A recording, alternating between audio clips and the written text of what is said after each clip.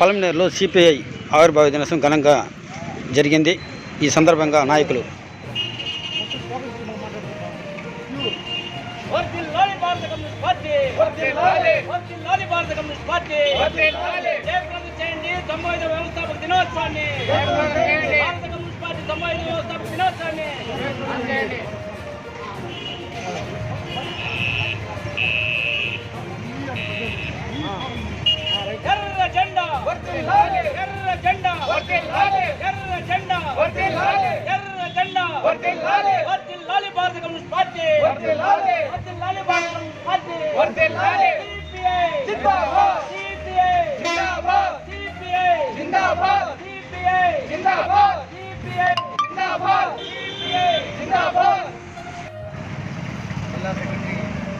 జిల్లా సెక్రటరీ రామాయణ గారు, అదేవిధంగా కార్యవర్గ సభ్యులు నాగరాజు గారు, మిగతా పార్టీ సభ్యులను పలమనేరు పార్టీ సభ్యులను కూడా రావడం జరిగింది. ఈరోజు 95వ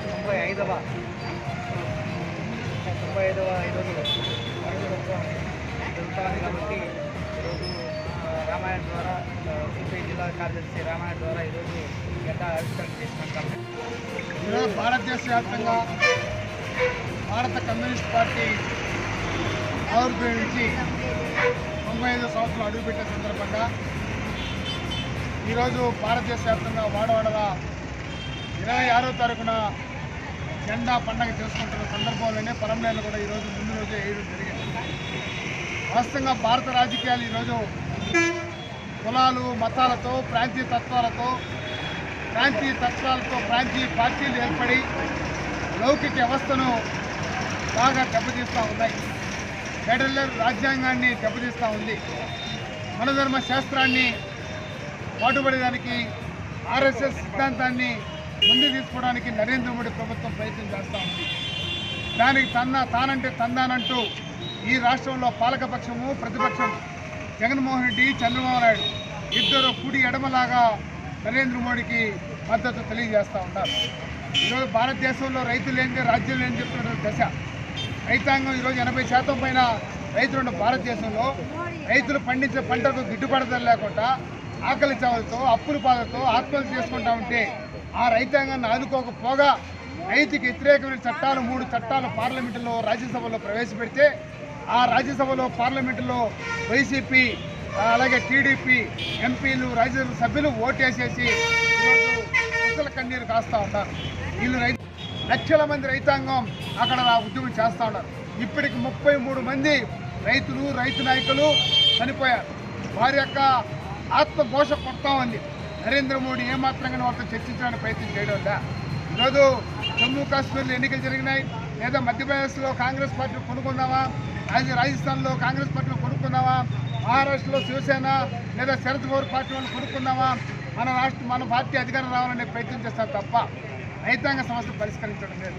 అలాగే నిరుద్యోగ సమస్య, సంవత్సరానికి 2 కోట్ల ఉద్యోగాలు ఇస్తామని చెప్పాడు. ఈరోజుకి 7 సంవత్సరాలు పూర్తిగా వస్తూ ఉంది. 14 కోట్ల ఉద్యోగాలు ఇచ్చున్నారు.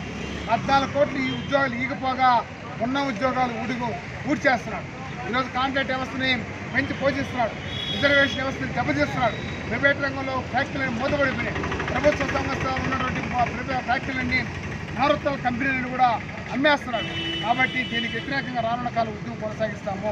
అలాగే ఈరోజు 25వ తారీఖున జగన్మోహన్ రెడ్డి ఇంటి స్థలాలు ఇస్తామని చెప్తున్నాడు. నిరుపేదలకు అందరికీ ఇంటి స్థలం ఇవ్వకపోతే, అర్హులకు రాకపోతే, ఎవరికైతే ఇంటి స్థలం రాలేదో వారిని సమీకరిస్తాం, ఉవ్వెత్తున ఉద్యమం కొనసాగిస్తామని కూడా జగన్మోహన్ రెడ్డికి హెచ్చరిక చేస్తూ ఉన్నాం.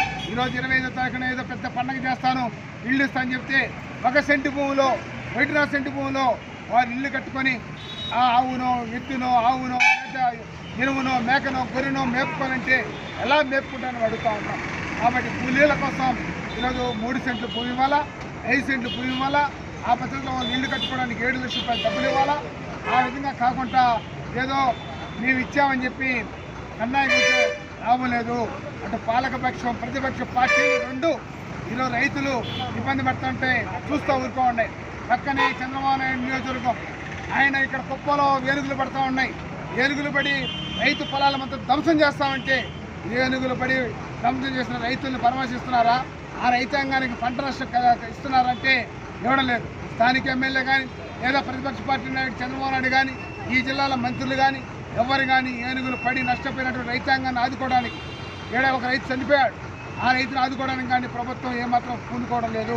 కాబట్టి ఏనుగులు పడి నష్టం చేసినటువంటి రైతాంగానికి పంట నష్టపరిహారం వెంటనే యుద్ధపల్లి ఇవ్వాలని, ఆ ఏనుగులు రానికుండా కంచె లేదా కలవట్లు కట్టాలని చెప్పేసి సిపిఐగా ప్రభుత్వాన్ని డిమాండ్ చేస్తూ రానున్న కాలంలో ప్రజల పక్షాన ప్రజా పోరాటం చేస్తాం. ప్రజలందరూ కూడా ప్రజా ఉద్యమంలో కలిసి రావాలని, ఢిల్లీలో జరుగుతున్న రైతాంగ ఉద్యమం జయప్రదం కావాలని, రైతు సమస్య పరిష్కరించమని చెప్పి కేంద్ర ప్రభుత్వాన్ని కోరుకుంటూ సెలవు.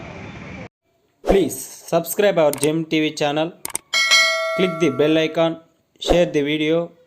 Thank you for watching.